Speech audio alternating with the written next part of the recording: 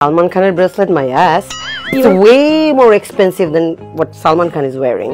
It's $29,000. মানে তুমি আমার সাথে জায়েদ খানের কম্পারিজন কিভাবে করো আমি বুঝলাম না।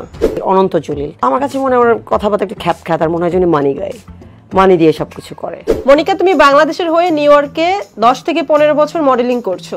আমার প্রশ্ন হচ্ছে, বাংলাদেশে তুমি কোনো কাজ করছো না কেন? তুমি কি কোনো কাজ পাও না, নাকি বাংলাদেশে কাজ করলে টাকা কমে এই জন্য? বাংলাদেশে কাজ পায় না তোমাকে কে বলছে? বাংলাদেশ থেকে বাংলাদেশের বিগ প্রোডিউসার, ডিরেক্টর, এখানকার ফেমাস জুস কোম্পানির থেকে আমি প্রচুর অফার পাইছি এখানে কাজ করার জন্য।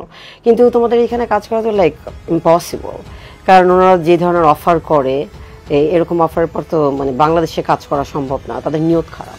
ওকে, গিভ অ্যান্ড টেকের একটা ব্যাপার আছে। মনিকা, আমি তোমার হাতে একটা ব্রেসলেট দেখতে পাচ্ছি, এটা কিন্তু সালমান খানের ব্রেসলেটের মতো।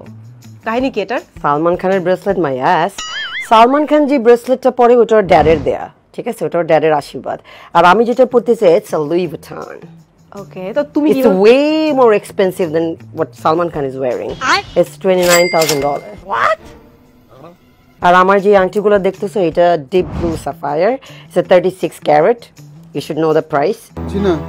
And this is yakut, it's a 75 carat. This is real pearl. এটা কোনো ক্যারেট হয় না, it's you can purchase as a piece.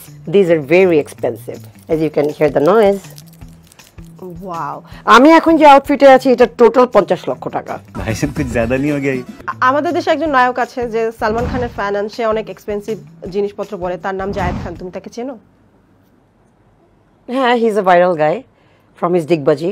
Yes, আমি ওকে জানি, চিনি। তুমি জানো আমি জায়েদ খানের কথা কেন বলেছি? তোমার সাথে তার অনেক মিল আছে, সেও অনেক এক্সপেন্সিভ জিনিসপত্র ক্যারি করে। মানে তুমি আমার সাথে জায়েদ খানের কম্পারিজন কিভাবে করো আমি বুঝলাম না। হতে পারে সে একটা ভাইরাল গাই, বাট আমি কিন্তু নিউ ইয়র্কে একজন পপুলার মডেল, একজন পপুলার অর্গানাইজার। আমি এত হিট শোজ অর্গানাইজ করছি। আমার কথা ওখানকার ইন্টারন্যাশনাল ডিজাইনাররা উঠে বসে, উঠাক বৈঠাক করে, বুঝছো। আর তারপর আমি অস্কার থেকেও invitation pi. I walked in Oscar red carpet like duh.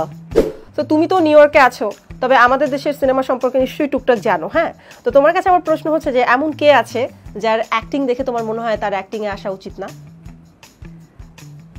যেহেতু এখন সোশ্যাল মিডিয়া খুব অ্যাক্টিভ আর সবসময় আমরা ফোনের উপরে থাকি, তো আমরা যার ফেস দেখি, Ananta Jalil, he is another viral গাই।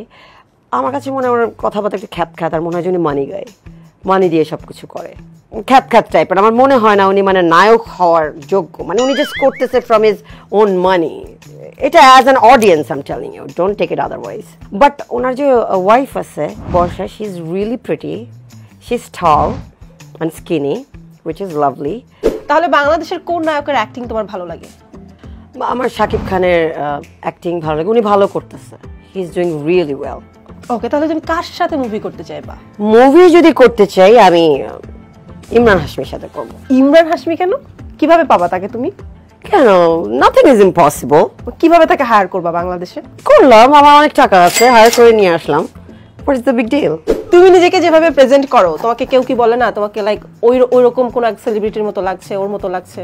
হ্যাঁ, আমাকে একজন ফেমাস পেজের একজন আমাকে বলছে যে আমি নাকি কিম কার্দাশিয়ানের মতো দেখতে। আরও একজন বলছে আমি নাকি প্রিয়াঙ্কা চোপড়ার মতো দেখতে। So I M A combination of Priyanka Chopra and Kim Kardashian. ওই যে প্রিয়াঙ্কা চোপড়া বা কিম কার্দাশিয়ান যারা বলে, মানে মিল পাও না নিজেকে কোথাও? পাই না, একটু মিল পাই না। তোমার এক্সপ্রেশন, আল্লাহ, এক্সপ্রেশন কি হয়েছে? আমি কি এক্সপ্রেশন? আমি অনেকের ইন্টারভিউ নিয়েছি, বিশ্বাস করো আমি তোমার মতো কাউকে পাই নাই। তোমার এক্সপ্রেশন, মুভ অনেকটা রাখি সাওয়ান্তের মতো।